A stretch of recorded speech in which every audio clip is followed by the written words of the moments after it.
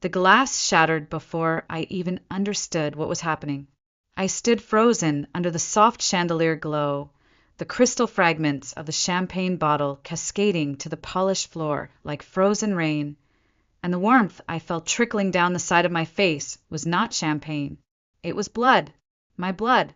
My name is Sierra Maddox. Last night, my parents, Elaine and Frank Maddox, tried to break me in more ways than one. I came to my brother Grant's 40th birthday party as a guest, apparently a +1 at my own family's table, and I left as the woman they tried to erase. It was supposed to be a celebration. The Maddox estate on the hills of Portland had never looked more perfect. Fairy lights strung across ancient oaks, a live quartet playing soft jazz under the stars, expensive cars lined like trophies in the circular driveway.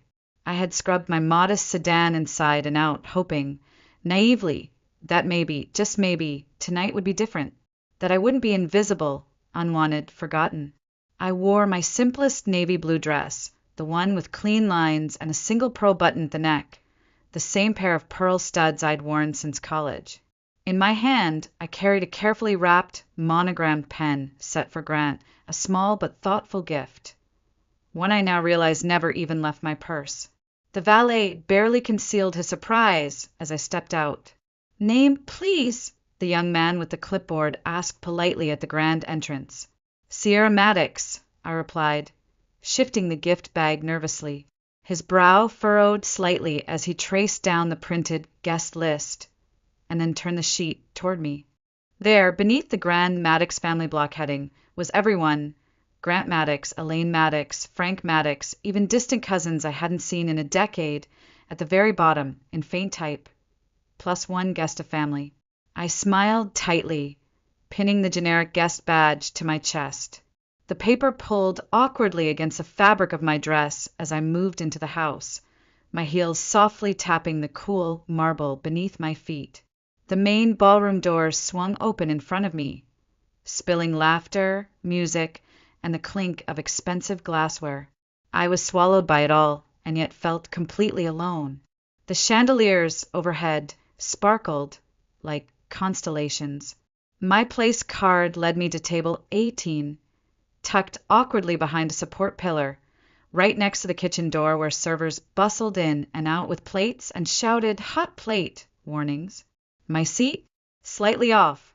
The silverware was misaligned, and the napkin, folded half-heartedly into a limp swan, drooped forward, defeated. I sat.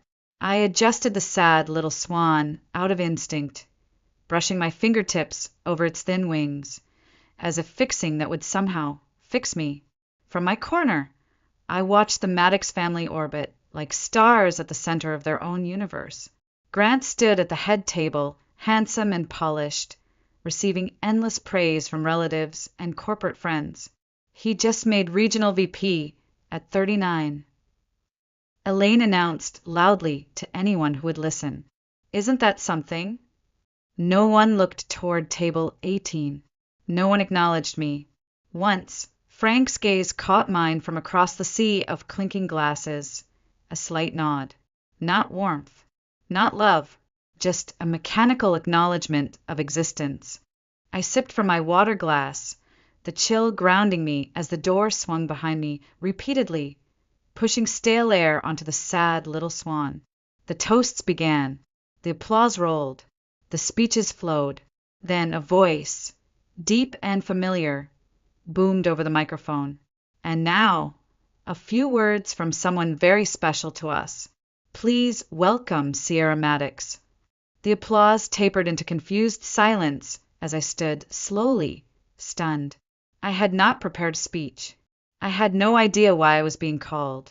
As I walked toward the podium, the spotlight burning hot against my skin, Elaine gave me a smile so perfectly rehearsed it might have been carved from porcelain. My stomach sank. Frank sat smirking at the table. Grant barely raised his eyes from his plate. There was no card, no script, just me and the microphone. And then the screen behind me flickered to life. A video montage began rolling. The images spilled across the enormous screen in glowing, polished frames. Grant at Little League gripping a baseball bat nearly bigger than him. Grant at the middle school science fair with a clumsy cardboard volcano. Grant at high school graduation, college acceptance day, shaking hands with the mayor of Portland at his first community design award. The room buzzed with approving murmurs, punctuated by soft applause. Then came the voiceover, like a dagger wrapped in silk. My mother's voice, Elaine Maddox. From the very beginning, Grant was destined for greatness. He was the light in every room, our pride, our legacy. I stiffened, my hands clenched at my sides. Frank's voice followed smoothly. Grant always had that spark, the kind of brilliance you don't teach. It's born. My stomach churned as I stared at the smiling images of my brother frozen in time. What wasn't there were the late nights I stayed up rebuilding his presentation decks when his laptop crashed. The weekends I gave up to help him install flooring in his first office. The wire transfer receipts for $100,000 I had sent when his business had teetered on the edge of failure. I wasn't in any photo, any story, any version of their carefully constructed family mythology. The final image flashed in elegant gold, cursive across a white background, a legacy in the making. The applause rose like a tidal wave. I stood at the podium, outwardly calm, inwardly numb, and prepared to offer the polite, impersonal congratulations they expected. I leaned toward the microphone. "It's a beautiful night," I began, my voice low but steady. "And Grant, you've always had a gift for lighting up a room." I barely finished the sentence before Elaine's shrill, too bright laugh cut through the air. "Oh, honey," she called out playfully. The crowd chuckled, thinking it was some inside family joke. "Wouldn't it be the perfect gift if you handed them the condo key tonight?" The words slapped me harder than any bottle ever could have. For a beat, there was nothing, just the collective intake of breath from 200 dinner guests and the low whir of the ceiling fans. My mind scrambled, disbelieving. Had she really just announced that?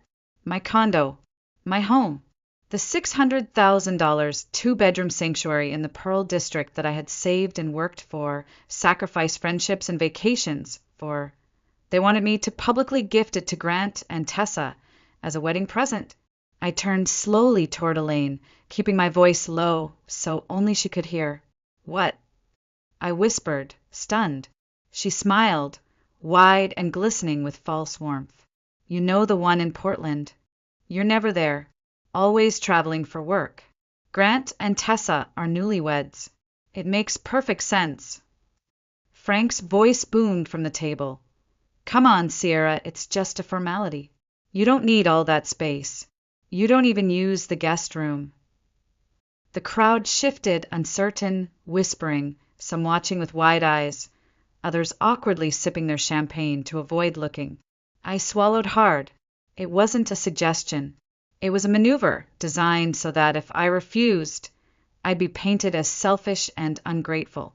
I leaned back toward the microphone and said, clear as ice, "This wasn't agreed on."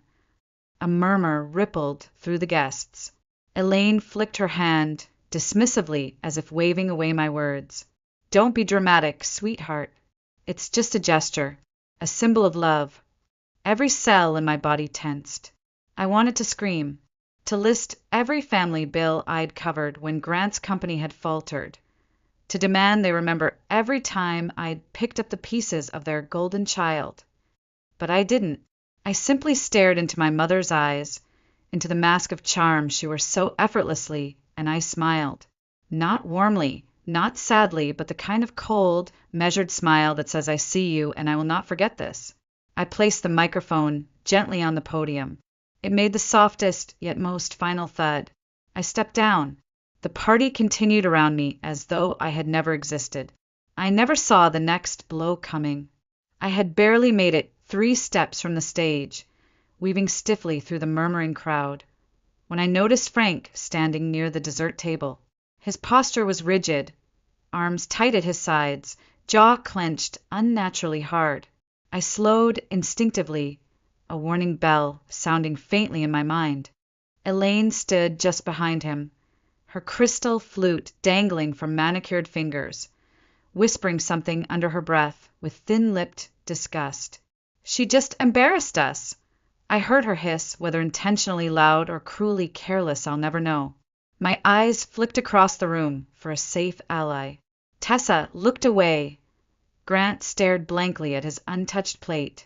Not a single person moved toward me. I forced my breath slow, steady.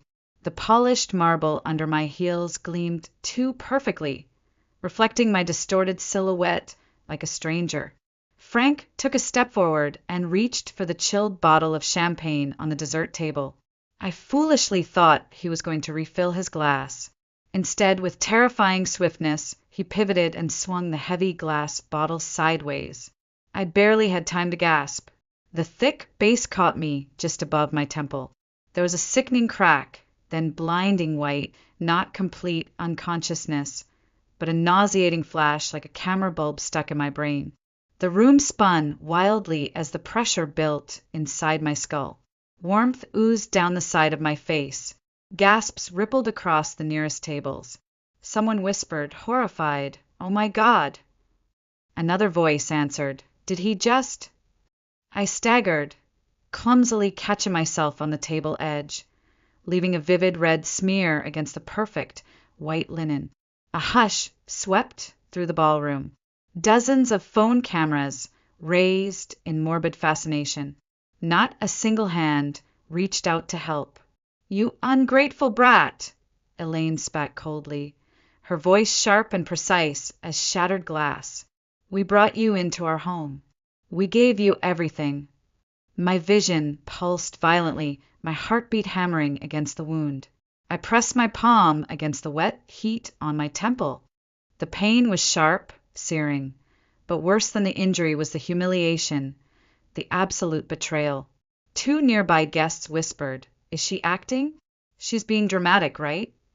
"No." Another voice cut flatly, "That man just hit her. I got it on video." I didn't cry. I didn't scream. I didn't beg. Slowly, shakily, I pushed myself upright and walked forward through the silent crowd. My light blue dress clung wetly to my hip where the blood had spread in a dark maroon blossom. I passed Grant. He stared into his plate like it held the answers to the universe. Tessa's manicured fingers touched his sleeve, but she didn't stand. The weight of 100 eyes followed my every unsteady step toward the exit. The night air outside struck my burning skin like cold silk. I kept walking. No one followed me. I fumbled my phone from my purse with trembling fingers, streaking the screen with faint crimson. The Uber driver's voice, when he finally arrived, was soft and worried. "Ma'am, are you okay?" I answered only hospital. Inside the sterile fluorescent brightness of the emergency room, time slowed painfully. The nurse, middle-aged, kind but weary, asked questions she had probably repeated 1,000 times to women who arrived alone and bleeding. "Anyone coming to stay with you tonight?" she asked softly while gently pressing gauze to my temple. I shook my head. "No, just me." Her eyes flickered with silent understanding. "You're not the first," she murmured, taping the bandage with a practiced tenderness. I leaned back against the cold vinyl cot, staring at the bland toothpaste-colored ceiling tiles, letting the truth settle heavily in my chest. This was the last time I would show up for any of them. The pain came in waves throughout the night. My head throbbed with every beat of my heart, and each dull pulse was a cruel reminder of how fast everything had unraveled. I left the hospital just before dawn, refusing the kind nurse's offer to call anyone. There was no one to call. I slid into the back seat of another silent Uber, forehead bandaged, clothes stiff with dried blood, and rode in numb silence across the still-sleeping city to the small apartment of my friend Leah. When I let myself in with the spare key, she had already left a soft towel and a mug of chamomile tea on the nightstand. I didn't touch either. I simply lay on the bed, fully dressed, shoes and all, staring blankly at the ceiling, waiting for morning to come. The sunlight that finally filtered through Leah's linen curtains felt hostile, too bright and sharp for what I had become. I blinked slowly, the memory of glass shattering and judgmental stares flooding back all at once. I reached for my phone out of habit. Dozens of notifications lit up the cracked screen. None from family, not from Grant, not even from Frank or Elaine feigning concern. Only old co-workers and distant acquaintances reacting to something I hadn't yet seen. My hands shook slightly as I tapped open a link. A shaky phone recording played on loop. Me stumbling backward, crimson blooming across my temple under the ballroom lights. Someone gasping loudly off camera. I pressed delete, but my hands kept trembling. Desperate for routine, I forced myself through the motions. I showered carefully, wincing each time I tilted my head under the water. I dried my hair mechanically. Then I reached for my purse, an old mental ritual. Check phone, wallet, keys. Phone. There. Wallet. There. Lip balm. Receipts, the half-eaten granola bar I forgot to throw out last week. All there. Except my condo key. The small silver key I always clipped inside the side pocket. I dumped the entire contents onto the bed, spreading out every loose coin, pen, and paper scrap. It was gone. A cold realization crawled up my spine. 1 week ago, after a family dinner at my parents' house in West Hills, Frank had casually picked up my purse, claiming, "I thought it was your mother's," as he handed it back with a sheepish shrug. I had laughed at the time. I wasn't laughing now. The phone vibrated sharply against my knee, snapping me from my panic. An unknown number. I answered instinctively, my voice raw and hoarse. "Hi, Miss Maddox. This is Jeanette from HomeQuest Realty. I'm just confirming our 2 p.m. appointment for the walkthrough at your Pearl District condo. We'll meet you at the entrance, unless you'd prefer to use the lockbox." My stomach plummeted into ice. "I didn't schedule anything," I whispered. Jeanette sounded puzzled, flipping through her notes. "It's listed under your name. A Mr. Frank Maddox was noted as a co-signer, and the listing account has your property title attached. Did you want to cancel?" I could barely breathe. My father had never been a co-signer. I never gave them a key. I never listed my home for sale. "Yes, cancel." Immediately, I croaked. I hung up and sat frozen at the edge of the bed. My elbows dug painfully into my knees as I stared at the floor, trying to ground myself in anything solid, anything real. They hadn't just tried to humiliate me. They were now actively trying to erase me, steal from me. The phone slipped from my hand onto the carpet as I opened my laptop with mechanical precision. The cursor blinked at me in quiet accusation. I clicked to compose a new email. "Hi Marlo, we met briefly last fall at the Portland Women in Business brunch. I hope you remember me. I believe my parents are attempting to fraudulently sell my condo. I have no proof yet, but I just received a call from a realtor regarding a showing I never authorized. They have a key I never gave them. Can we talk? Sierra Maddox." I hit send with a shaking hand and reached numbly for my coat. I had no intention of waiting. By noon, I was already standing outside my condo in the Pearl District, staring at the door with its perfect glossy blue finish, a door I no longer trusted. The locksmith, a heavy-set man in faded coveralls, frowned as he examined the handle. "Someone's been in and out," he muttered. "Scratches are fresh." Like they didn't know exactly where the key slots. "Change everything," I whispered. He nodded solemnly. "Want me to add a deadbolt, too?" I nodded again, watching as he got to work. The fine scratches carved near the handle made my skin crawl. It wasn't a break-in, it was access. Familiar, casual, entitled access. That night, after the locksmith finally left, I sat in the silent condo surrounded by the faint chemical smell of metal and lubricant, clutching a cold bowl of reheated soup I never touched.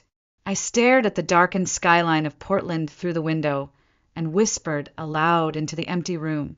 "They're trying to take everything. But not this time. Not me."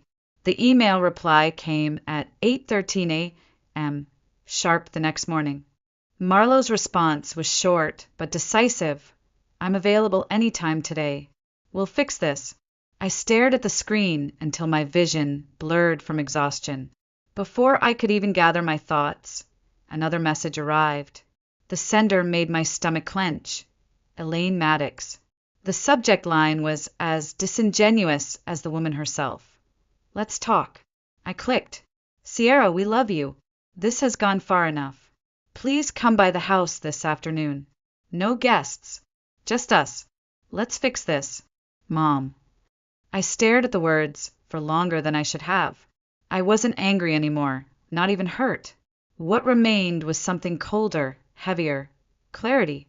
I knew this wasn't a peace offering. I knew exactly what this was.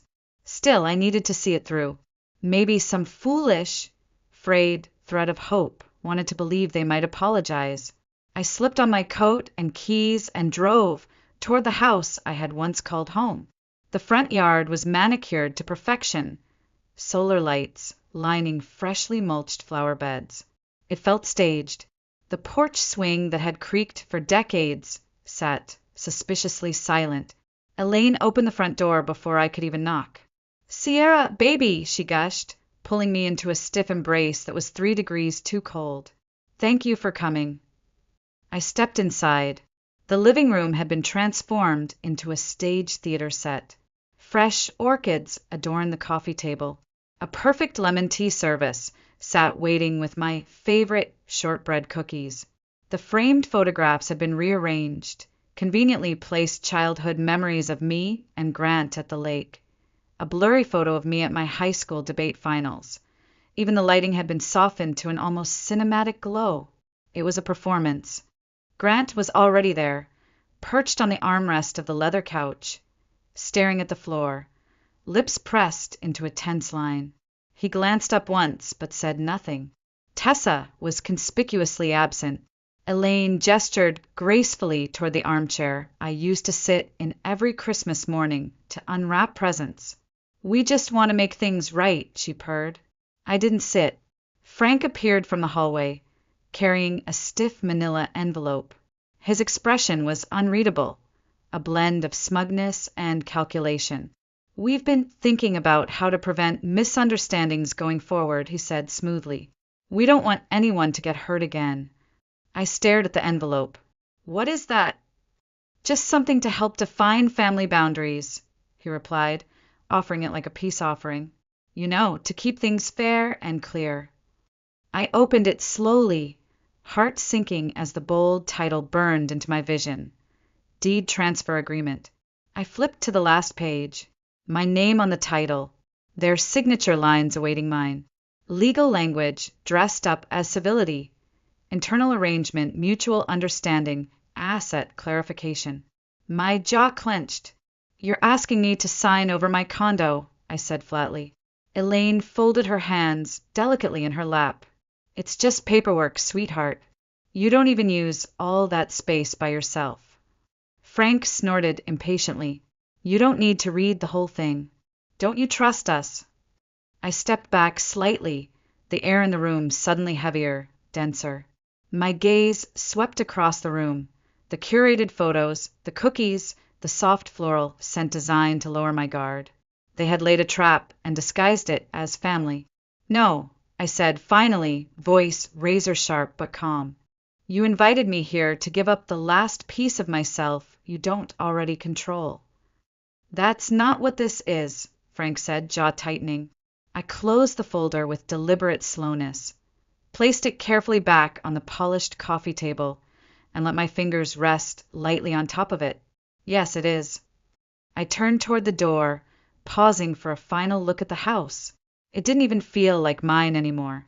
I had spent years begging them to see me. I wasn't begging anymore.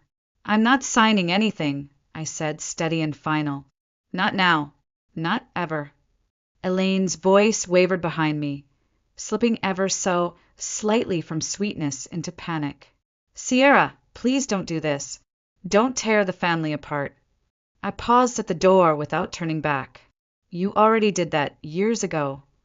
I stepped outside into the sharp, cleansing cold of the Portland air. I closed the car door behind me before the first tear slid down my cheek.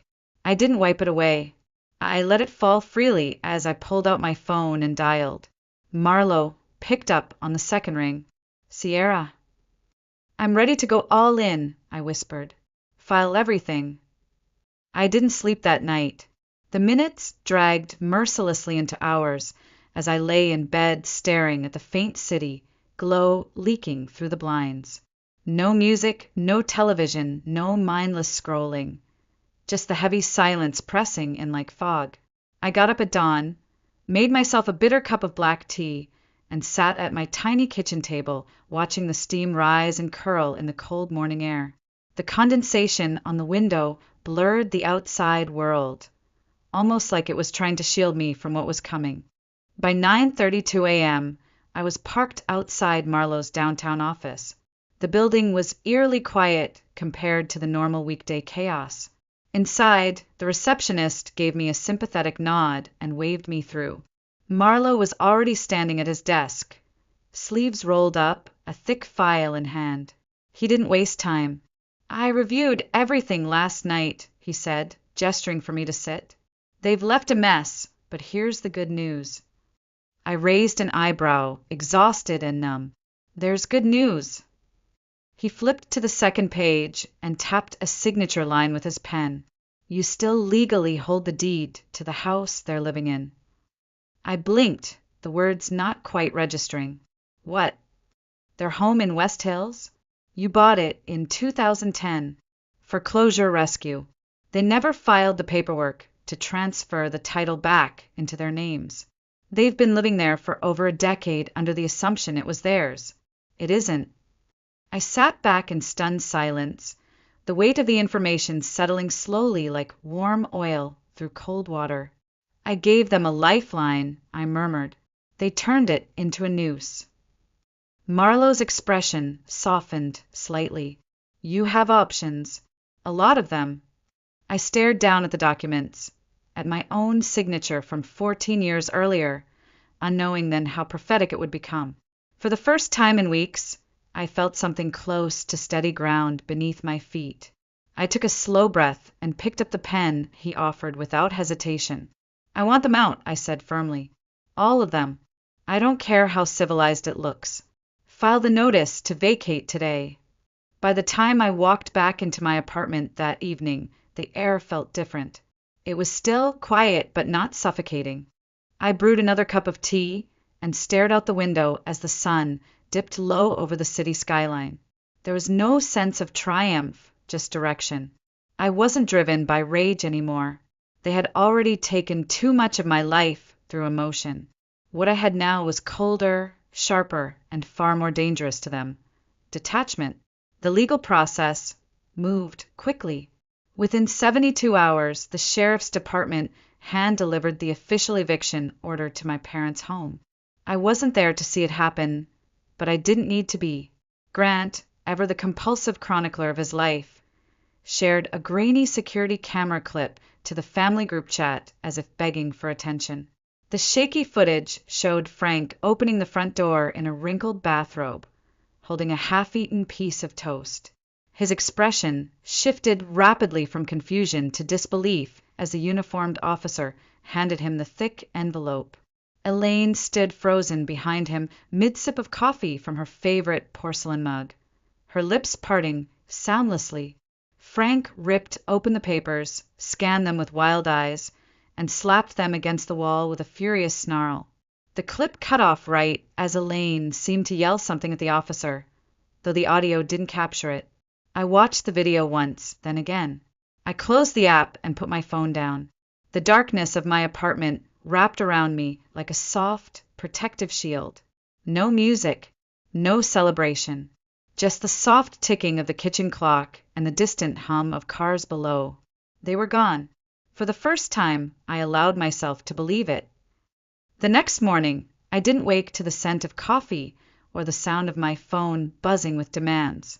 I woke to silence, thick, heavy, full-bodied silence, but this time it didn't smother me.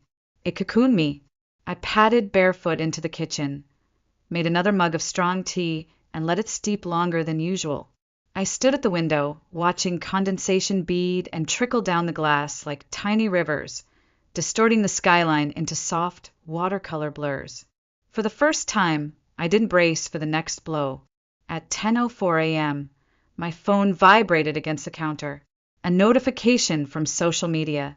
I sighed, already knowing something waited. Against my better judgment, I unlocked the screen. There it was, a video posted by Elaine. My stomach clenched, but my hand stayed calm as I tapped play.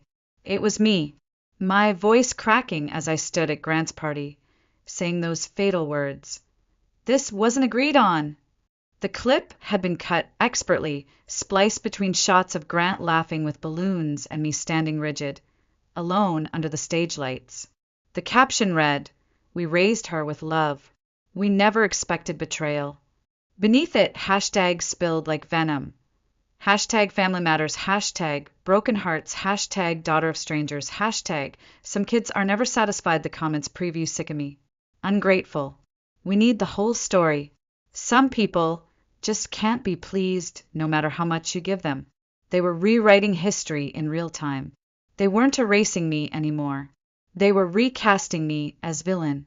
I inhaled deeply and let the phone rest face down on the countertop. No shaking this time. No panic. No spiraling. I knew exactly what to do. I opened my Dropbox account and started uploading. Every dated wire transfer from my account to theirs. The original deed for my condo. The real estate documents proving they tried to list my property without consent. The email threads, saved voicemails, even the casual text from Elaine begging me to cover Grant's mortgage. Just this once. I labeled the folder simply Truth. No hashtags. No commentary. No dramatic callouts. Just evidence. Cold. Complete. Undeniable. I closed the laptop and stared at the closed screen for a long moment, listening to the faint drip of water from the kitchen sink. I didn't care if it went viral. I didn't care if people clicked. The point wasn't attention. The point was I no longer owed them my silence. The sun had shifted low across the horizon when I finally left the apartment. I walked to a small storage bin I hadn't touched in years. Buried under an old college sweatshirt was a faded leather photo album, the one I had made in high school when I was still foolish enough to believe in happy family memories. I flipped through page after page, me with braces and bad bangs in band camp, standing awkwardly at my senior prom in a floral dress I begged Elaine not to make me wear, winning my first debate trophy, proof that I had existed, whether they acknowledged it or not. Near the back I found it, a small yellow sticky note, curling at the edges from age. My father's handwriting. Kez knew you had it in you. Proud of you, kid. Dad, my chest tightened. I closed the book gently and slid it back into the bin. You loved me once, I whispered to the empty apartment, but that doesn't excuse who you are now. As if summoned by the universe, another message lit up my phone. The name startled me.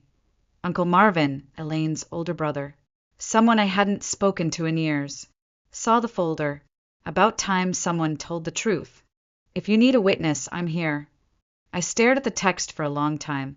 Not because I needed to respond immediately, but because for the first time someone had finally looked past the illusion and chosen to see me. The glass house hadn't shattered all at once. It was breaking pane by pane, truth by truth, one person at a time.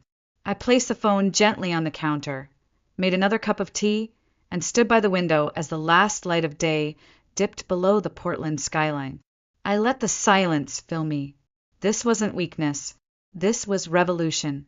Sometimes justice doesn't look like standing over someone. Sometimes it looks like choosing not to stand beside them ever again. The envelope arrived 2 days later, tucked between junk mail and a bill for internet service I barely used anymore. It stood out immediately. Thick cream paper, no return address, my name written in elegant, looping cursive. My breath caught. I didn't need to open it to know who it was from. I recognized Tessa's handwriting. I sat at the kitchen table, turning the envelope between my fingers under the soft glow of the overhead light.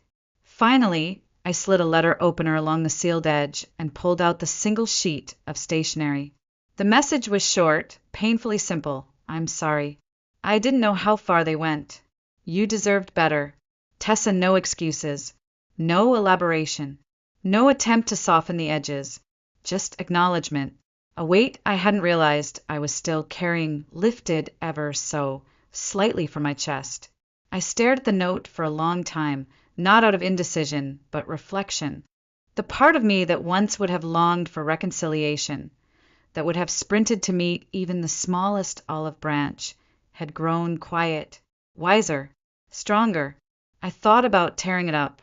I thought about burning it, letting the smoke carry away the last embers of what used to be.